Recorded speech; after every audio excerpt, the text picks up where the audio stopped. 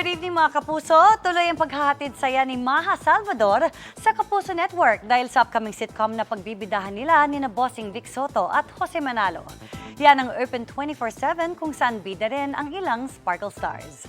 Kilalanin sila sa chika ni Katatibayan. Extended ang vibes natin ni na Bossing Vic Soto, Jose Manalo at Maha Salvador sa bagong sitcom na Open 24/7. Pictorial pa lang, click agad ang trio. Si Maha naman is ganda ng personalidad niya eh. Malakas ang PR, she's very sweet. Tapos kasama naman kami sa Bulaga.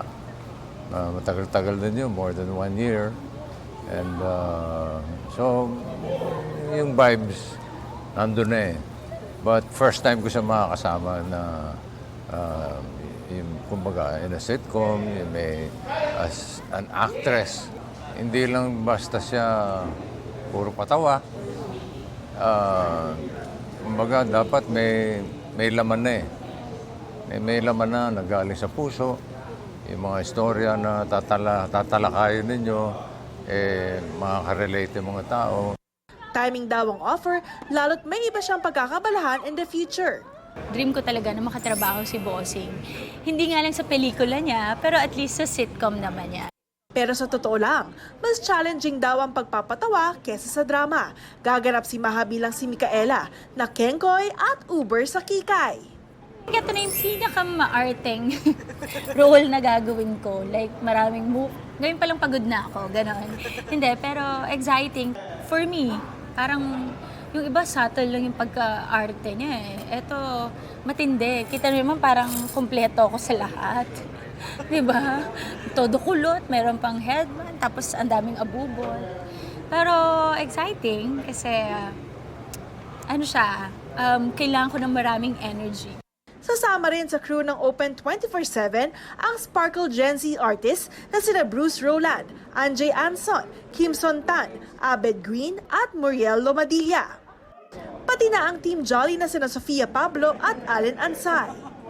Ang kulitan at lengguwahe ng mga Gen Z, sasabayan daw ni Jose sabay sample. Alam mo, Charis, maraming nagsasabi yan eh. Pag nakita ka, ang gandang-ganda lalaki mo. Pero pag nakita mo naman talaga at yung reaction nila, Charis lang yan. Deserve. Halimbawa, nagpunta ka sa isang restaurant, umorder ka, sigurado, merong deserve sa'yo. Abangan din daw ang kanilang guests. Posible bang kasama ang bunsong anak ni Bossing na si Tali? Anything is possible. Si Tali naman, kasama namin sa taping Kumisan sa Itbulaga. She's very much interested.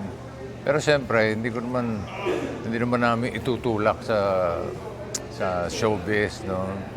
Kung gusto lang niya, kailangan kasi mas importante yung pag-aaral. Mapapanood na soon ang Open 24/7 sa Kapuso Network. Katatibayan, updated sa showbiz happenings.